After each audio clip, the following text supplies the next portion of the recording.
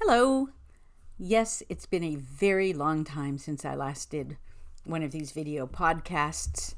Life got tiring. I ended up working 7 days a week again for a very long time. My dog got sick. He is better now, but again, life got tiring. However, now I have the wonderful Greg Richter helping me out on Mondays. I don't know how long this will last, but as long as it can last, I'm incredibly grateful to him, and I hope you guys have made him feel welcome in comments and emails and stuff. So I'm going to try podcasting. Incidentally, another reason I kind of stopped was because I was making it very difficult for myself. It was very complicated, and I think I might have figured out a way to make it more simple. I have a different software I'm using. I'm finally recognizing that I don't have to pretend I'm doing it the hard way on a PC. I'm now doing it the easy way on a Mac. So we'll see what happens. This could be awful, could be wonderful. Oh, the other thing I've realized is I'm not going to be as structured as I once was. I also realized that I'm a sort of self-propelled speaker, and when I'm very structured, I actually shut myself down. So what I'm going to do is something a little weird, but bear with me, it's an experiment. So one of the things I have been enjoying is the inimitable Victor Davis Hanson. He is an endlessly interesting man. And the way his podcast works is that he has a host pose a question to him. It's either Sammy Wick or Jack Fowler. They alternate. And then he answers the question. And of course, he has a prodigious encyclopedic knowledge of everything and an amazing memory. And he is way more than I could ever hope to be. Having said that, I kind of like the idea of having someone jumpstart you with a question. I don't have someone to jumpstart me with a question. And I thought, well, hey, I will jumpstart myself with a question. So, and then I can take off from there. So we'll see how this works. I've also decided that I'm going to try to keep these a little shorter, maybe a series of shorter video podcasts instead of long ones, but we'll see how that goes. Anyway, it's all out there now. The whole intro, you are completely current on my thinking, for better or worse. So as those who have video can see, what's on my screen right now is the Trump White House Rapid Response 47 announcement from several hours ago that Donald Trump has put forth a comprehensive plan to end the Gaza conflict. And in fact, Netanyahu has agreed to that plan. So my question for myself is, what do you think of the plan? There are a couple of ways of looking at that. First is the global way, which is, should there be a peace plan? My preference would be for Israel completely to destroy Hamas, just as the Allies completely destroyed Hitler's Germany and the Japanese Bushido cult. Those were surrenders. Those were not negotiated peace. I think any negotiated peace with radical Islamists like Hamas is a mistake, because they need to be completely subdued and subordinated, and even then they don't walk away. They just nurse their grievances for a few hundred years and come back. They're still angry about the Reconquista of Spain in 1492. They want El Andalus back, and Spain seems willing to give it to them right now. So I think any kind of negotiated peace is a terrible idea, because it is a breathing room for Hamas and for the Islamists, no matter how you phrase it. These are also people who are not accustomed to saying, oh, wow, we were wrong. This is a narcissistic ideology where they are always right, where there is no rethinking themselves. This is a time buyer for Israel.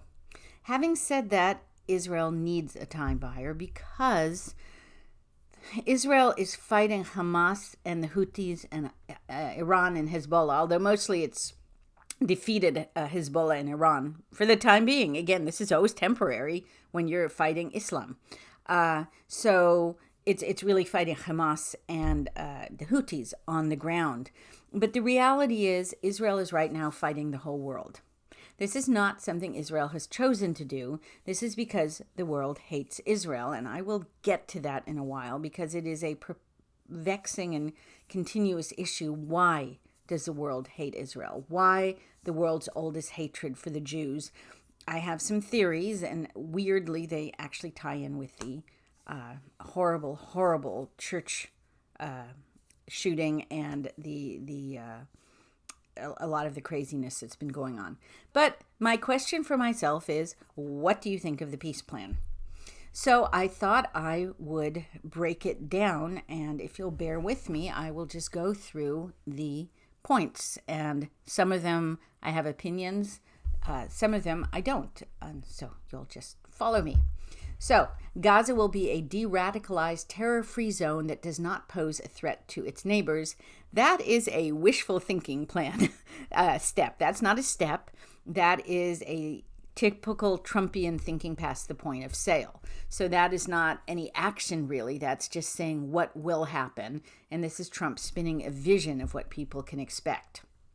So step 2 is the same. Gaza will be redeveloped for the benefit of the people of Gaza who have suffered more than enough.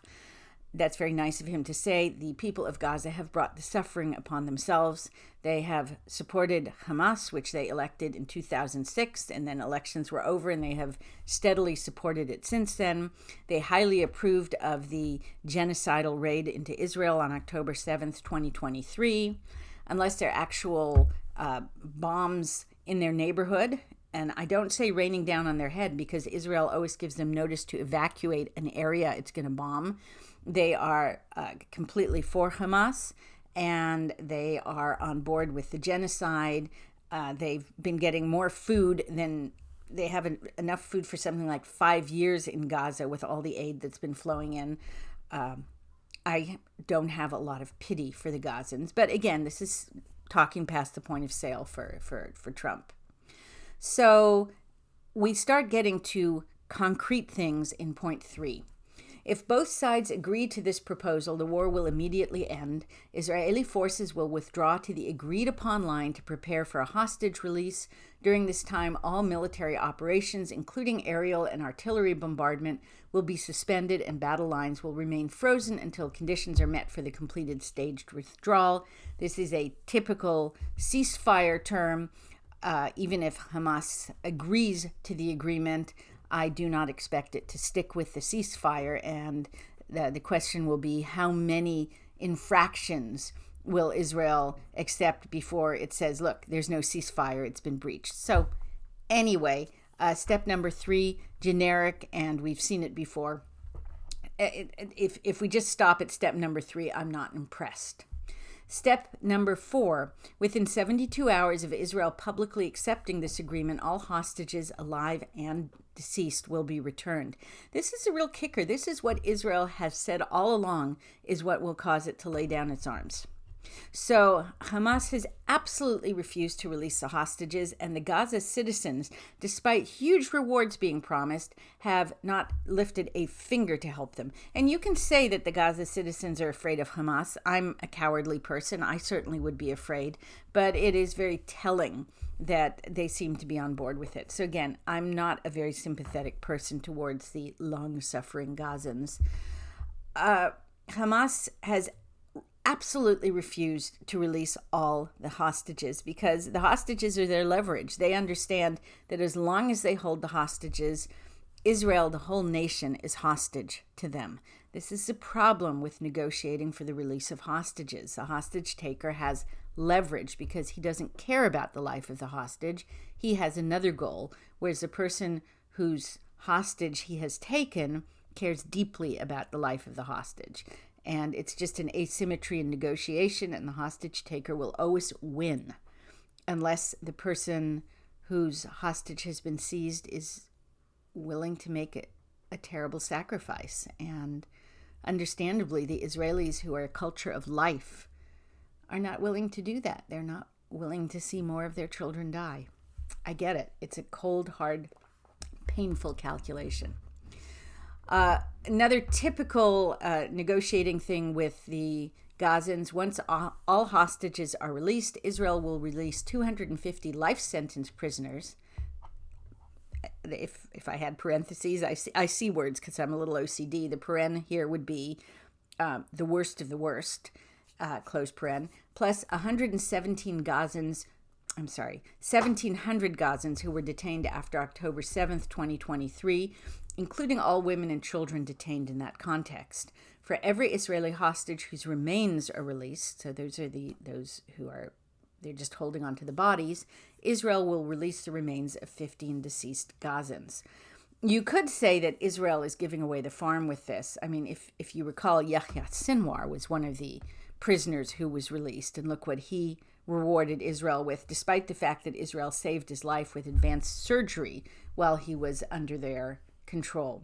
So once again, this is typical. The other way to look at it is that Israel, the inflation value of Gazans is, they are so inflated, they have no worth. One Israeli is worth hundreds of Gazans, but mostly for the Gazans, this is a win. And every one of the ones who goes back is as radicalized as when he or she ended up in Israel. I am reminded of the fact that when I grew up, my parents always told me that Turks, meaning Turkish soldiers, could not be brainwashed. And they found that an interesting point. But in retrospect, what they were really saying was that despite the fact that Turkey during their lifetime was a secular country, the Islamist habit of being unapproachable and having a rigid mind point of view remains the same. So typical. That's just not impressive. Once all hostages are returned, Hamas members who commit to peaceful coexistence and to decommission their weapons will be given amnesty. Members of Hamas who wish to leave Gaza will be provided safe passage to receiving countries.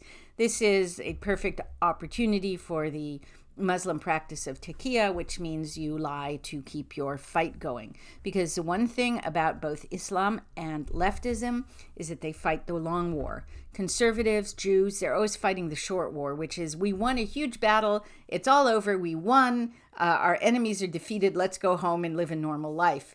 And Islamists and leftists are thinking we got a reprieve, go back, regroup, live to fight another day. In a way, it's admirable, and it's certainly the path to victory, which neither conservatives nor the Israelis ever seem to learn. So, not impressed by that. Number 7, upon acceptance of this agreement, full aid will be immediately sent into the Gaza Strip. At a minimum, aid quantities will be consistent with what was included in the January 19, 2025 agreement regarding humanitarian aid, including rehabilitation of infrastructure, water, electricity, sewage, rehabilitation of hospitals and bakeries, and entry of necessary equipment to remove rubble and open roads. So, again, this is a Benny for Gaza. They get food, they get infrastructure. This is a victory for them.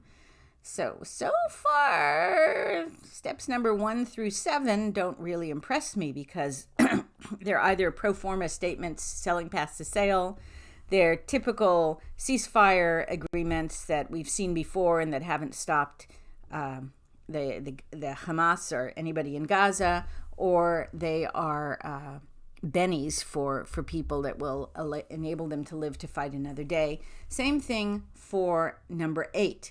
Entry of distribution and aid in the Gaza Strip will proceed without interference from the two parties through the United Nations and its agencies and the Red Crescent, in addition to other international institutions not associated in any manner with either party. Opening the Rafah crossing in both directions will be subject to the same mechanism implemented under the January 19, 2025 agreement. Again, this is a Benny for Hamas and the Gazans. I continue to be unimpressed. So that's 1 through 8. Things get a little more interesting with number 9. And I'm keeping in mind that this is a peace agreement, not a Hamas surrenders, bows down, its worst actors are executed, its others are imprisoned, and that there's a full-scale occupation as America did in Germany and Japan. I recognize that if you're going to have a ceasefire, if you're going to have a peace deal, there has to be a little give and a little take. The big question is, what does Israel get in return for all these gives? So, number 9, Gaza will be governed under the temporary transitional governance of a technocratic, apolitical Palestinian committee responsible for delivering the day-to-day running of public services and municipalities for the people in Gaza. You may recall this is what UNRWA was supposed to be. That was my interjection. This committee will be made up of qualified Palestinians and international experts with oversight and supervision by a new international transitional body, the Board of Peace.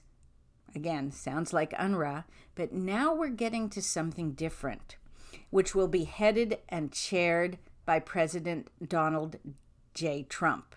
Well, that's promising. Trump is a suitably vicious man when people cross him, something I like about him.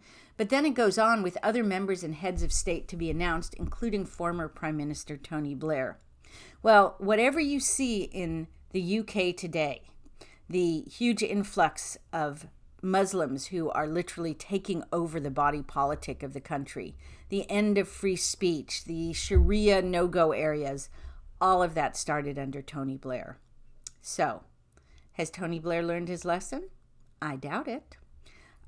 Anyway, back to maybe Trump can work his will on them. So let me resume reading from number 9. This body will set the framework and handle the funding for the redevelopment of Gaza until such time as the Palestinian Authority, well, that's in the West Bank, and that is Abbas, and that is another radically genocidal authoritarian dictatorial movement. Well, anyway, until such time as the Palestinian Authority has completed its reform program as outlined in various proposals, including President Trump's peace plan in 2020 and the Saudi-French proposal, and can securely and effectively take back control of Gaza. This body will call on best international standards to create modern and efficient governance that serves the people of Gaza and is conducive to attracting investment. I like it that Trump's there. Everything else worries me because transnational bodies have been supremely, incredibly hostile to Israel. So number 9 doesn't work for me.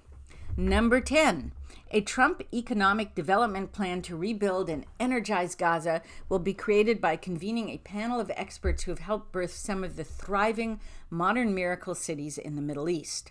Many thoughtful investment proposals and exciting development ideas have been crafted by well-meaning international groups and will be considered to synthesize the security and governance frameworks to attract and facilitate these investments that will create jobs, opportunity, and hope for future Gaza.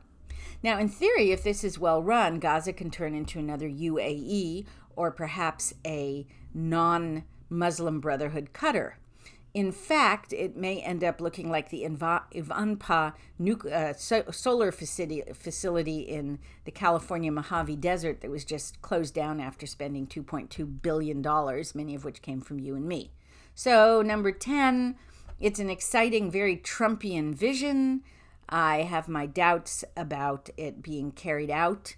I think the corruption in that area is so endemic. I don't see that it can become another UAE or that it will have a strong man like Mohammed bin Salman to sort of drag Gaza out of the Stygian depths of its medieval, hate-filled, violent Islamism. But that's just me. Number 11, a special economic zone will be established with preferred tariff and access rates to be negotiated with participating countries. In other words, he's promising that if Gaza gets its business mojo going, the world will welcome it.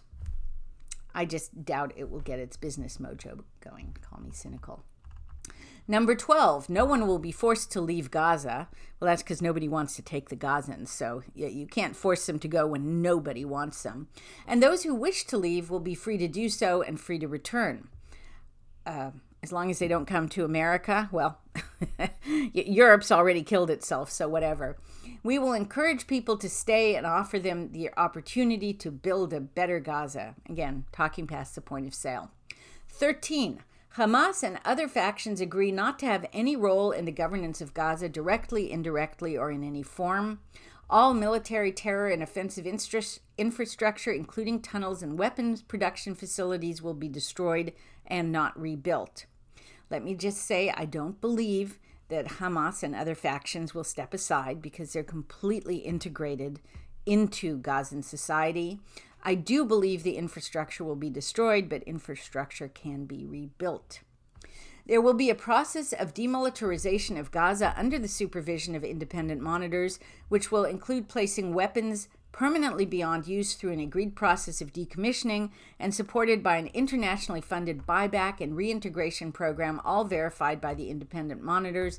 New Gaza will be fully committed to building a prosperous economy and to peaceful coexistence with their neighbors. Again, I simply don't believe that this leopard is going to change its spots, and I don't trust the international community, which has proven itself to be ferociously, vehemently, violently anti-Israel. Just look at the UN, which has no words of criticism for North Korea, for China, for any of the world's most fearsome dictatorship, but dedicates itself to Israel's destruction.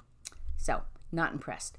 14. A guarantee will be provided by regional partners to ensure that Hamas and the factions comply with their obligations and that New Gaza poses no threat to its neighbors or its peoples. That would be lovely. Color me skeptical. Number 15. The United States will work with Arab and international partners to develop a temporary international stabilization force to immediately deploy in Gaza. The ISF will train and provide support to vetted Palestinian police forces in Gaza and will consult with Jordan and Egypt, who have extensive experience in this field. In other words, Jordan and Egypt know how to slap down Palestinians because, or I should say so-called Palestinians, because they are just Arabs who have a lineage going back at most maybe 200 years in the region, and most many, many fewer years than that. So Egypt and Jordan cannot work hard enough to keep the Gaza residents out of their nations. So yeah, they're good at having extensive experience in patrolling these people.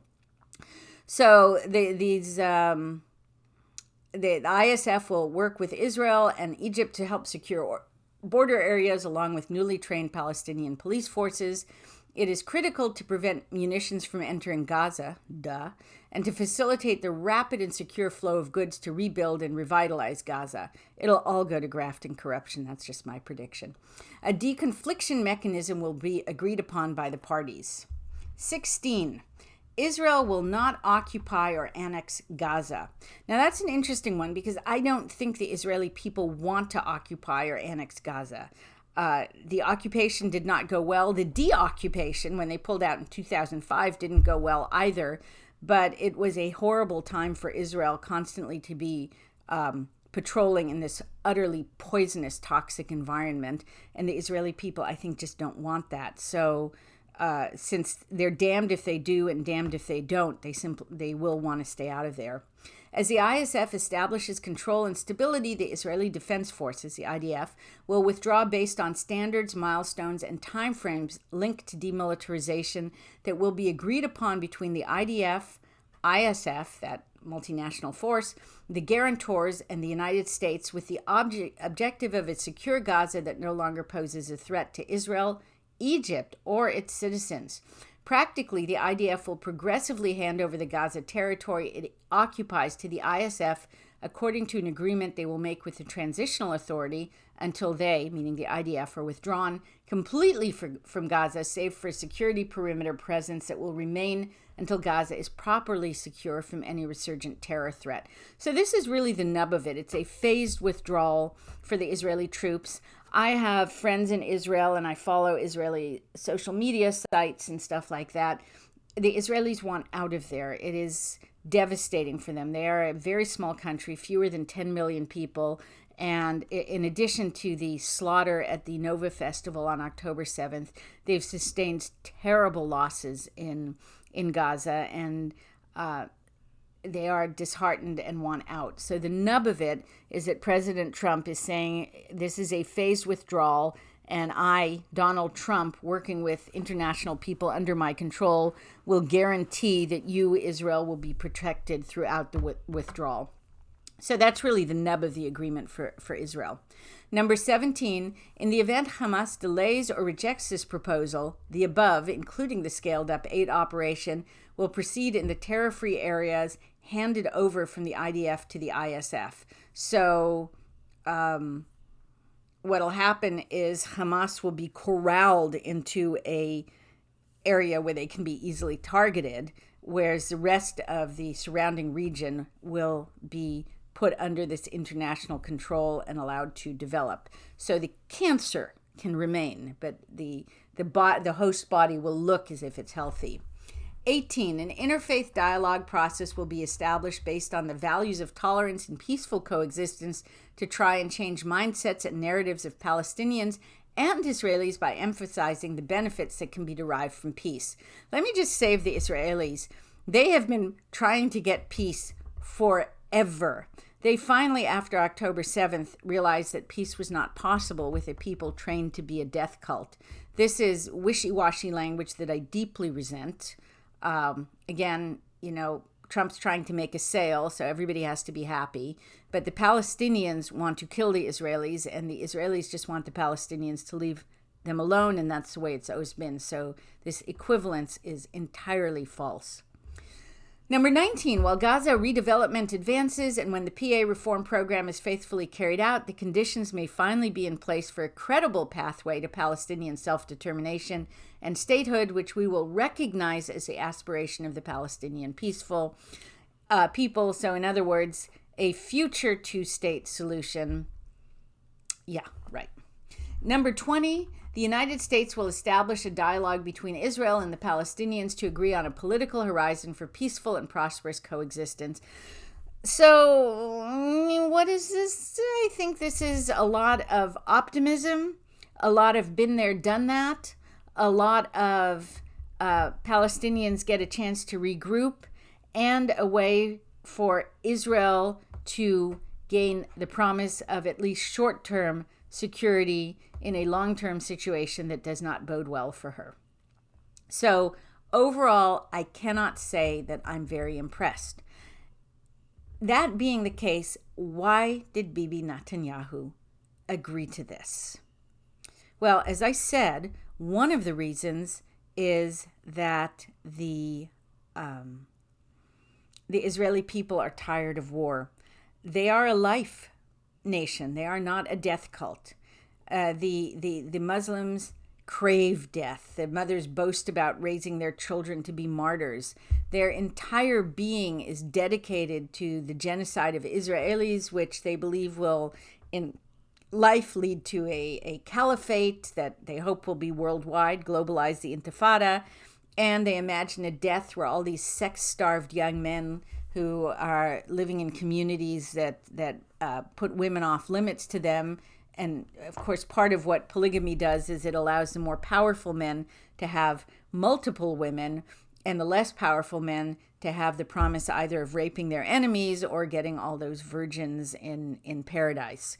So it's totally a death cult, and Israel wants to live. If you go to Tel Aviv, it's a vibrant, lively place where people live life with the tremendous joy of people living on the edge of a volcano. The other reason is that Bibi does not believe that Hamas will ultimately accept or abide by this. And that is where things really start to get interesting. If you're looking at the screen, you can see I pulled up a Telegraph tweet, the British Telegraph, which says, just in, if Hamas rejects the deal, Donald Trump says that Benjamin Netanyahu, whom he again refers to by his nickname Bibi, has his full backing to do what you have to do. So what does Bibi have to do? Well, Bibi is very clear. He said during the press conference, I think we should understand that we're giving everybody a chance to have this done peacefully, something that will achieve all our war objectives without any further bloodshed. And the war objective, obviously, is to get the hostages back, dead or alive, and to get Hamas disarmed and the Gaza Strip neutralized. But he continues, but if Hamas rejects your plan, Mr. President, or if they supposedly accept it and then basically do everything to counter it, then Israel will finish the job by itself. This can be done the easy way or it can be done the hard way, but it will be done. We prefer the easy way, but it has to be done. All these goals must be achieved because we didn't fight this horrible fight, sacrifice the finest of our young men to have Hamas stay in Gaza and threaten us again and again and again with these horrific massacres. In other words, Bibi is banking on the fact that this is going nowhere. If it goes somewhere, great. He's not optimistic, and he has announced, and Trump has supported, that if Hamas says no or promptly breaches the agreement or slowly breaches the agreement, Israel will turn Gaza into dust. Because if you're damned if you do and damned if you don't, eventually you do. Or, as open source Intel, a site out of Israel, said, 2 options. Hamas surrenders. Israel gets to finish Hamas off with Arab support. Brilliant. I'm not sure the Arabs will support. They may say they're supporting the agreement, which includes the implied promise that Israel gets to pound Gaza into dust if Hamas reneges on the agreement, but we know they won't do that.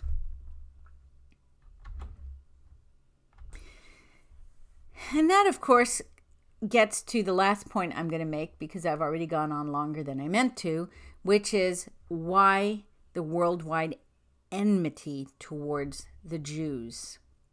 I have in front of me, for those watching, an endlessly replaying video showing a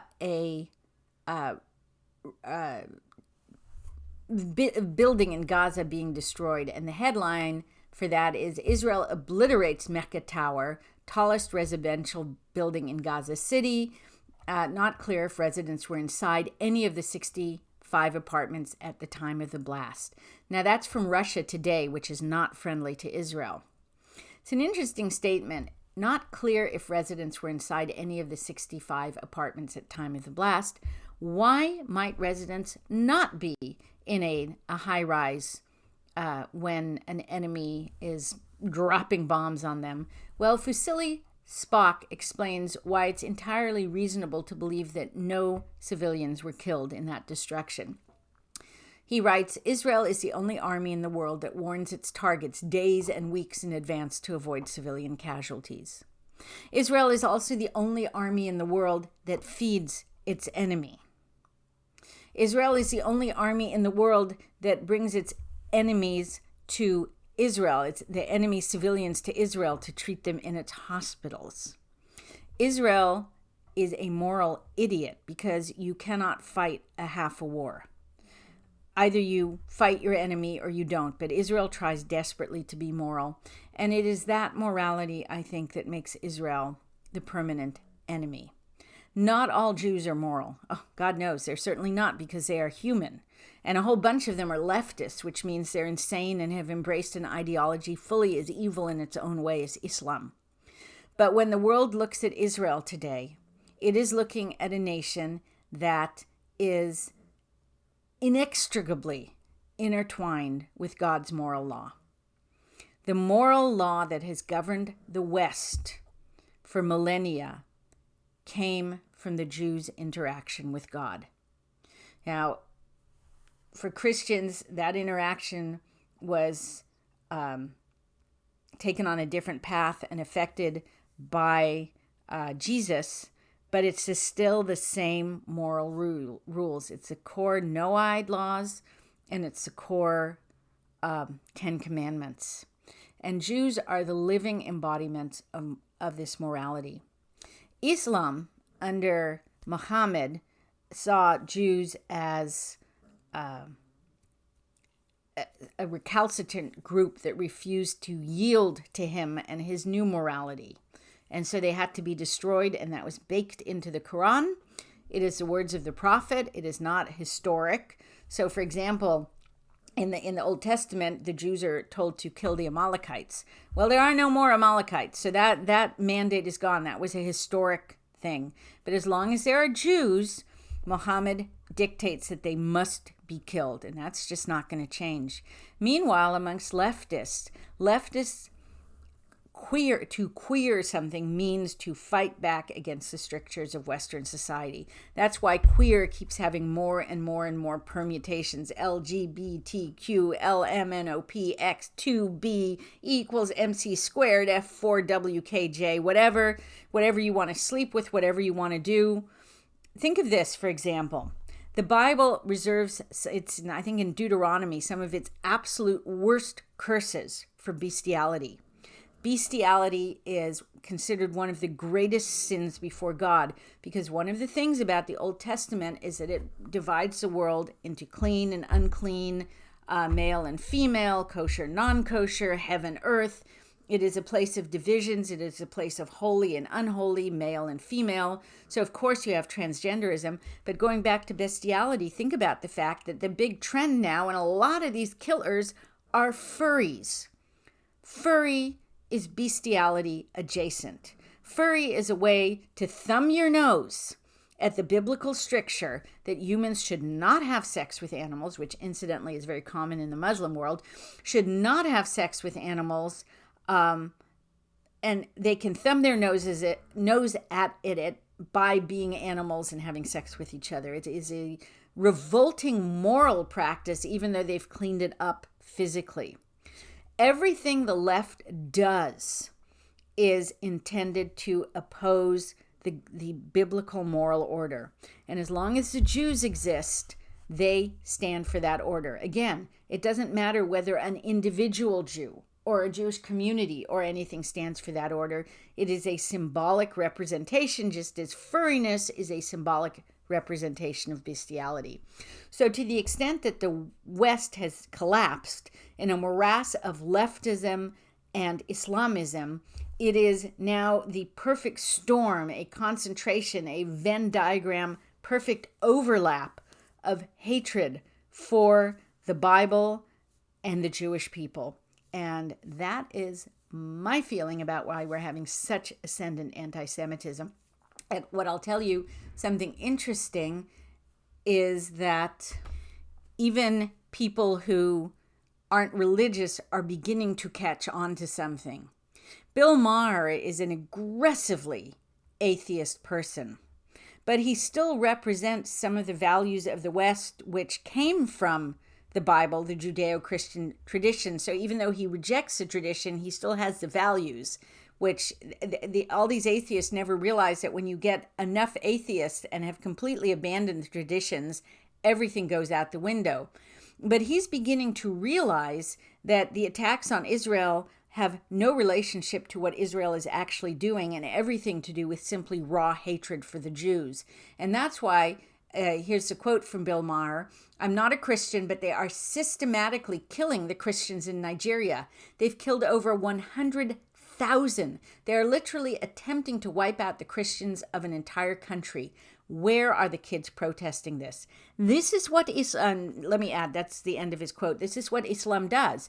If you look at the entire band of the Middle East, starting when Islam broke out of the Arabian desert in the early 7th century, it systematically wiped out every single Christian population or allowed just a few to live.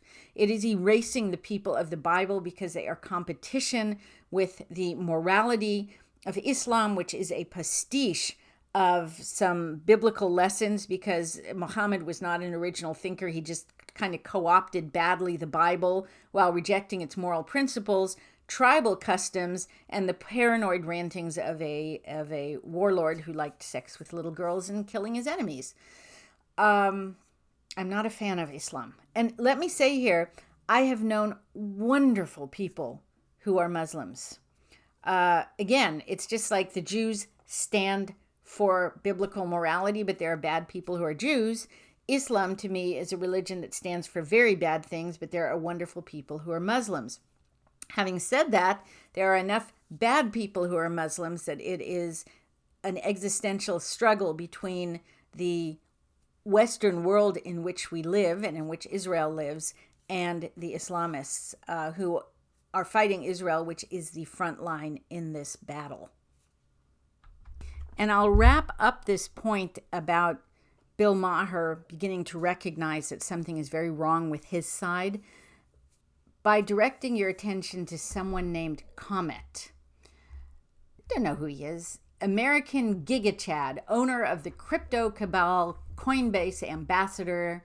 So all posts are paid promotion. So he's a business guy who lives in the tech world and makes money through Bitcoin and other stuff. However, he said something that I thought was unbelievably profound, and I shared it with a conservative Facebook group to which I belong. And I shared it on the date it hit the internet, which was a day or two after Charlie Kirk's murder, when the left was really building up steam and demonizing Charlie Kirk and celebrating his murder and being grotesque and horrible. And so I posted that almost 3 weeks ago. People on that group are still liking it. It still keeps bubbling up because it's amazingly profound. Let me read you what he wrote. I've never been a religious person because I don't know if God is real. He wrote this on the day of Charlie Kirk's death. But I'm becoming more religious every day because I know that evil is real. And I want to be on the other side of it. I think that's where Bill Maher is going. He's never going to believe in God, but he's beginning to understand that evil is real. We can't see God. Some people can, but for most of us, the world in which we live is like water to a fish. You can say that God created the trees, but I just say, well, here are trees. You can't prove to me that God created them. But I can see evil. I know evil is real, and I have a choice to make. And a few days later, he tweeted out, I didn't listen to Charlie Kirk much. I'm not a very political person, but I can no longer ignore the death cult that he stood in opposition to. Charlie's assassination has woken me up to how truly evil and disgusting the left can be. So the Bible is about the division of good and evil. I think people have to pick sides now. We're beginning to see what's happening. There's a lot of evil in the world. The shootings at the Mormon Church, the shootings in North Carolina, those are because we live in a society where evil has burst forth from its bounds. And people who are mentally disturbed will always reflect the zeitgeist of the time. In the Middle Ages, it was all about crazy people thinking they were devils or witches. That was the zeitgeist. In the post-World War II era, it was all about Martians and space aliens.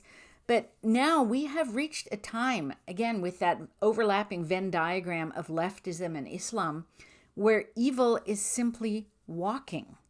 And vulnerable people, mentally ill people, people who have been fed an unending diet of moral lies about America, about sex, about religion, about churches, about people of faith, they are now unleashed. And it is time to put the leash back on. I'm not making recommendations about how to do that. I still find that somewhat baffling. I actually have faith that Trump, by using the constitutional powers of his office, can do a lot to rein in the evil. I think the Overton window of acceptance of evil is changing. Just look at the fact that J.K. Rowling just snapped back with incredible ferocity at Emma Watson. Emma Watson is a big believer in transgenderism, and she's been a nasty little girl to J.K. Rowling, who made her the woman she is. And J.K. Rowling did an incredibly long speech because Emma Watson, after being so nasty, said some pap about, I can't hate anybody and she was an important part of my life and blah, blah, blah, blah, blah. I forget what she said. It was stupid. And J.K. Rowling basically said, shut your mouth, little girl. You have no idea what you've been speaking about. Thanks to me, you've led a life of incredible privilege where you've never had to face the consequences of your values. You don't go to public bathrooms where bearded men come barging in and peek under the stalls. You don't have to deal with any of that. You're not in a gym or a sports team, and you have no idea what you're talking about, and I do not accept you anymore, and it is a beautiful thing. And this is shifting the Overton window. Anyway, I went on way longer than I meant to, but I'm still at under an hour. I'm at 45 minutes, so I'm going to stop now. Thank you so much.